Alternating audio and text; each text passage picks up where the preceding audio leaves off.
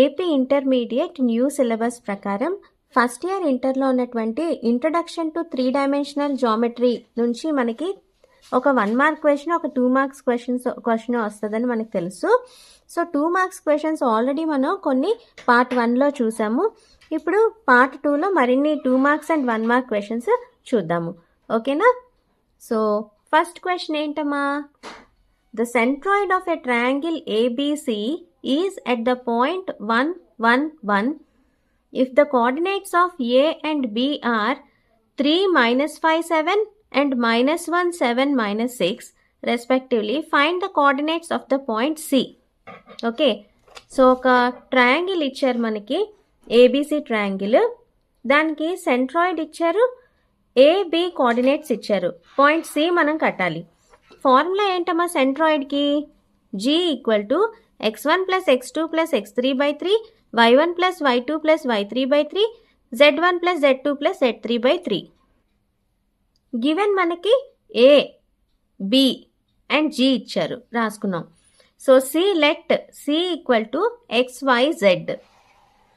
So ఇప్పుడు మనకి centroid ఫార్ములాని బట్టి x1 + x2 + x3/3 ఉంది కదా. సో ఏ బి పాయింట్లు plus C point. x1 + x2 + x3 అంటే ఏంటి? 3 + -1 + x/3. రెండోది -5 + 7 + y/3.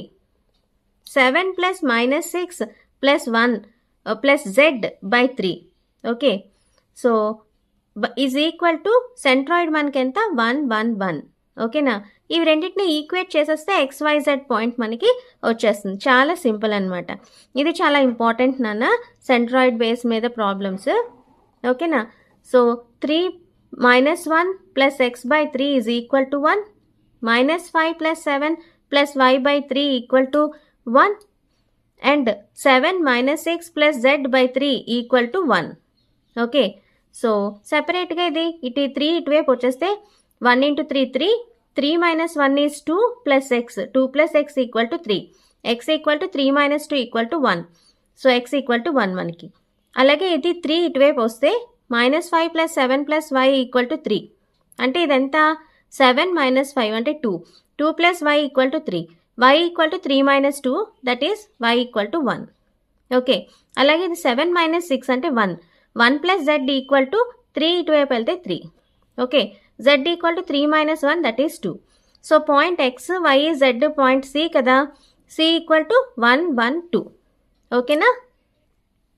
నెక్స్ట్ ప్రాబ్లం సెంట్రాయిడ్ మీద చూద్దాం. If the origin is the centroid of the triangle PQR with vertices P, Q and R ఇవి ఇచ్చారు, then find the values of A, B, C. P మనకి ఏమి ఇచ్చారు? 2A, 2, 6, Q -4, 3B -10, R 8, 14, 2C ఇవి ఇచ్చారు కదా. ఏబిసిలు మనం ఫైండ్ చేయాలి. మళ్ళీ సెంట్రాయిడ్ ఫార్ములా మనకి తెలుసు. ఏంటి సెంట్రాయిడ్ ఫార్ములా? సో ఇక్కడ మనకి గివెన్ ఏంటి? సెంట్రాయిడ్ ఈజ్ ఆరిజిన్ అని ఇచ్చారు. ఆరిజిన్ అంటే 0, 0, 0. P ఇచ్చారు, Q ఇచ్చారు, R ఇచ్చారు. x1, x2, x3లు, y1, y2, y3, z1, z2, z3 మనకు తెలుసు.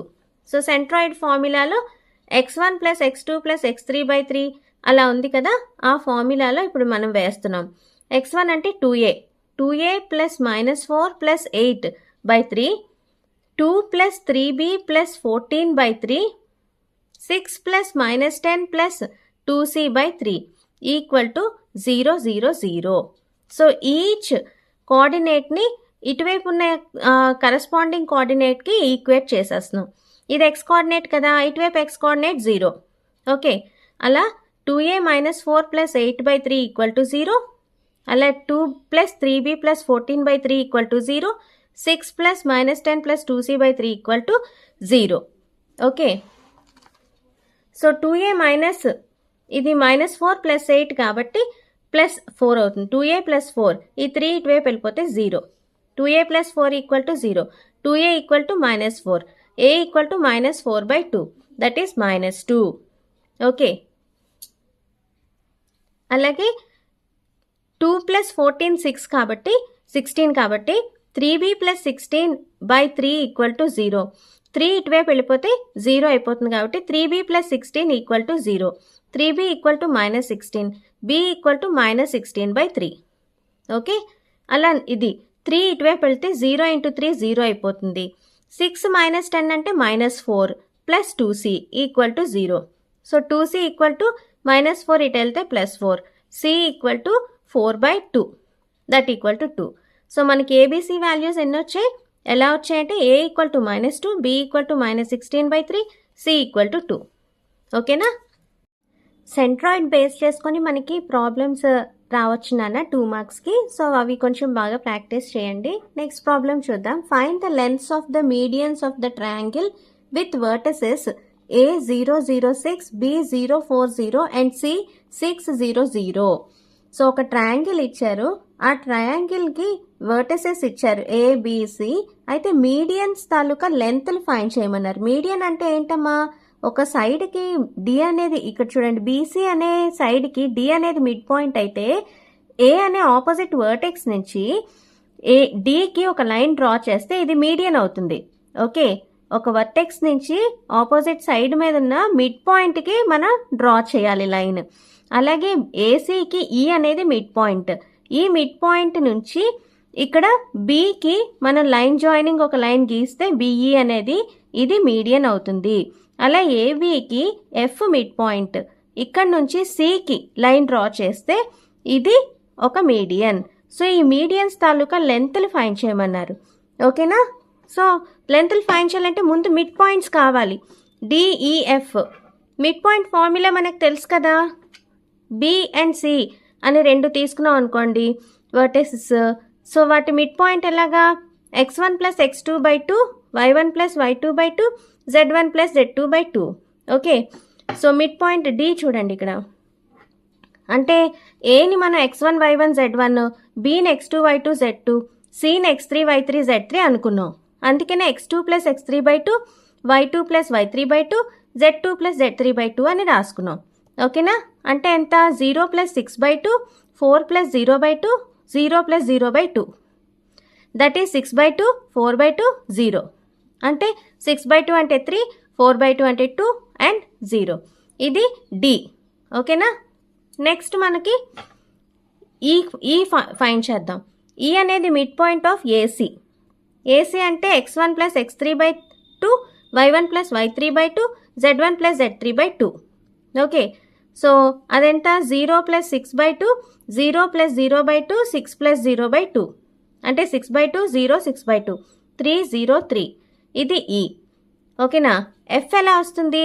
0 + 0/2, 0 + 4/2, 6 + 0/2, అంటే 0, 2, 3 వస్తుంది. ఓకే, సో 0, 2, 3 మనకు వస్తుంది. ఓకేనా? ఇప్పుడు మనకి డిస్టెన్స్ ఫార్ములాని యూజ్ చేసి AD, BE and CF medians లెంత్లు మనం ఫైండ్ చేసేస్తాం. సో డిస్టెన్స్ ఫార్ములా ఏంటి మనకి? √(x2 - x1) ² + y2 - y1 ² + z2 - z1 ². ఓకేనా? ఈ ఫార్ములా, ఇదే ఫార్ములాని యూజ్ చేస్తున్నాం ఇక్కడ ఏడి ఫైండ్ చేయడానికి. ఏ కోఆర్డినేట్స్ ఏంటి? 0, 0, 6. D coordinates 3, 2, 0. So distance 3 - 0 ² √2 - 0 ² + 0 - 6 ². ఇది వేస్తే √3² + 2² - 6 ² + -6 ² అంటే 9 + 4 + 36, అంటే √49. √49 is nothing but 7. So AD median length ఎంత? 7. నెక్స్ట్ లెంత్ ఏంటి? మనం బిఈ ఫైండ్ చేయాలి. BE and CF. బిఈకి ఎలాగా? బికి 0, 4, 0, ఈ 3, 0, 3 ఇవి కోఆర్డినేట్స్. సో డిస్టెన్స్ ఫార్ములాని అగైన్ యూజ్ చేస్తే √3 - 0 ² + 0 - 4 ² + 3 - 0 ² అంటే √3² + -4 ² + 3². 9 + 16 + 9 అంటే √34. బిఈ. సిఎఫ్ ఇప్పుడు C coordinate 6, 0, 0, F coordinate 0, 2, 3. CF distance formula ఏంటి? √0 - 6 ² + 2 - 0 ² + 3 - 0 ² చేస్తే మనకి √49 వచ్చింది. అంటే CF equal to 7. So the lengths of medians ఏమేమి వచ్చాయి? 7, √34 అండ్ 7. ఓకేనా? ఇప్పుడు మనం కొన్ని ఫిల్ ఇన్ ద బ్లాంక్స్ 1 మార్క్వి మనం చూద్దాము. ఓకేనా? A point is on X axis. What are its y coordinate and z coordinate? X axis మీద పాయింట్ ఉంటే y కోఆర్డినేట్ ఉండదు, 0. z కోఆర్డినేట్ కూడా 0. Okay. Next, a point is in the xz plane. What can you say about y coordinate? xz ప్లేన్లో y లేనే లేదు. So y coordinate is 0. The x-axis and y-axis are taken together determine a plane. అంటే అది xy plane అనమాట. x-axis y-axis ఉన్నది plane ఏంటి? a plane known as xy plane. Okay. The coordinates of points in xy plane are of the form. xy ప్లేన్లో z 0. So 0 ఇక్కడ z ప్లేస్లో వేసేసాం. So X coordinate ఏంటి? Small X some small Y. X coordinate ఉంటుంది, Y coordinate ఉంటుంది, Z మాత్రం 0. XY plane కాబట్టి. ఓకేనా?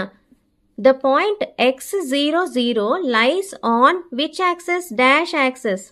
ఓకే. ఎక్స్ యాక్సిస్ మీద y ఈజ్ z 0 కాబట్టి ఇది x axis. Okay. So which axis? x axis. The point 0 y 0 lies on. y ఉంది, x z 0 కాబట్టి y యాక్సిస్ మీద ఉంటుంది. x z ఎక్కడ 0? y యాక్సిస్ మీద. ఓకే. అలాగే the point 0 0 z lies on dash axis. x0 y0 z ఉంది కాబట్టి z axis. Okay. Next, the point xy0 lies on which plane? xy ఉంది, z లేదు, so xy plane. The point x0z lies on dash plane. xz ఉంది, so xz plane. Okay. The coordinate planes divide the space into ఎన్ని octants అమ్మా? 8 octants గా coordinate planes divide చేస్తాయి. Okay. So ఈ coordinate planes 8 ఆక్టెంట్స్గా divide చేస్తాయి అన్నాం కదమ్మా. ఆ 8 ఆక్టెంట్స్ మీద బేస్ చేసుకుని ఒక 1 మార్క్ క్వశ్చన్ రావడానికి ఛాన్స్ ఉంది. ఎలా అంటే ఇక్కడ చూడండి, ఒక టేబుల్ ఉంది, 8 ఆక్టెంట్స్ కదా, 1 2 3 4 5 6 7 8. ఈ ఒక్కొక్క ఆక్టెంట్లో XYZ కోఆర్డినేట్స్ పాజిటివా నెగిటివా అన్నది ఈ టేబుల్. ఓకేనా? XYZ కోఆర్డినేట్స్ పాజిటివా నెగిటివా. ఇది ఎలా గుర్తుపెట్టుకోవాలి అంటే చూడండి, 1 to 8 వేసుకున్నారు, ఇక్కడ XYZ వేసుకున్నారు. ఫస్ట్ లైన్ ఎలా రాసుకుంటారు? Plus minus minus plus plus minus minus plus plus minus minus plus plus minus minus plus. Okay. రెండో line plus plus minus minus plus plus minus minus, 2 ప్లస్లు 2 మైనస్లు, 2 ప్లస్లు 2 మైనస్లు. ఓకేనా? అలా మూడోది 4 ప్లస్లు 4 మైనస్లు. ఓకే. సో ఫస్ట్ లైనే మాత్రం ఫస్ట్ ప్లస్ ఉంది, 2 మైనస్లు 2 ప్లస్లు, 2 మైనస్లు 1 ప్లస్. ఓకే. ఫస్ట్ లాస్ట్ ఒక్కొక్క ప్లస్, తర్వాత minus minus plus plus minus minus. Okay. So ఇలాగా ఈ ఆక్టెంట్ టేబుల్ని గుర్తుపెట్టుకుంటే ఇప్పుడు మన క్వశ్చన్ ఎలా వస్తుంది అంటే చూద్దాం.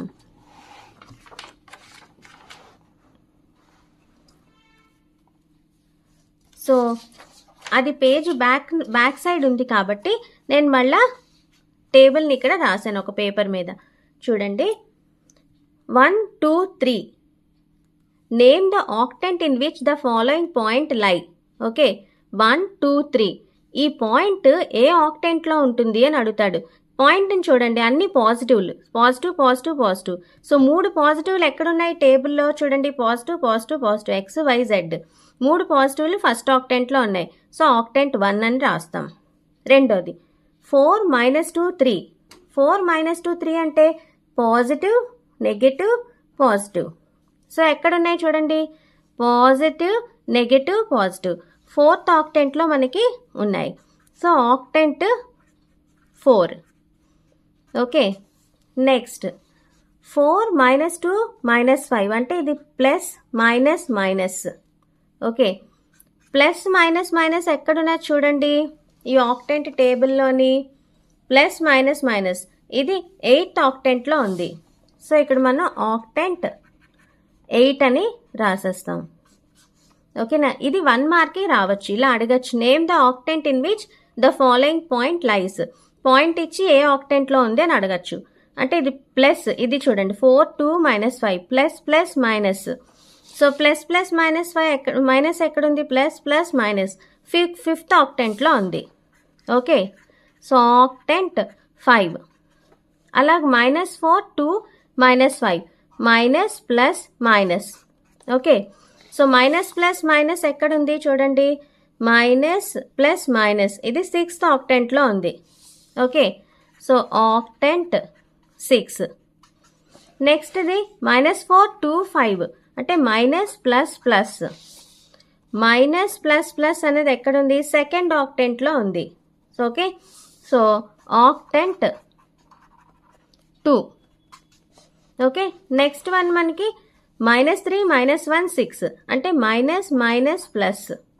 సో మైనస్ మైనస్ ప్లస్ ఎక్కడుంది, 3rd ఆక్టెంట్లో ఉంది, minus minus plus. So octant 3. అలా last one minus minus minus, ఇక్కడ 3 మైనస్లే. 3 మైనస్లు ఎక్కడున్నాయి చూడండి, 7th ఆక్టెంట్లో ఉంది. So octant 7. ఓకే, సో ఇలాగా ఈ క్వశ్చన్కి ఆన్సర్ చేయాలి. ఈ క్వశ్చన్ ఆన్సర్ చేయాలి అంటే మీకు ఈ టేబుల్ బాగా గుర్తుండాలి. టేబుల్ గుర్తుపెట్టుకోవాలంటే ఎలా చెప్పానమ్మా నేను, ఫస్ట్ ఇంకా సింపుల్గా అంటే చూడండి 1 to 8 వేశారు, XYZ వేశారు. సో 1లోని 3 పాజిటివ్లు 2 పాజిటివ్లు ఈ పాజిటివ్ ఇలా వేసేయండి ట్రయాంగిల్ కింద. అప్పుడు ఇక్కడి నుంచి చూడండి plus minus minus plus plus minus minus plus, తర్వాత 2 ప్లస్లు 2 మైనస్లు 2 ప్లస్లు 2 మైనస్లు, తర్వాత 4 ప్లస్లు 4 మైనస్లు. ఓకే, ఇలా గుర్తుపెట్టుకొని చేయండి. ఓకేనా, సో 3D జామెట్రీ నుంచి ఇది part 2. Okay, so in the next class.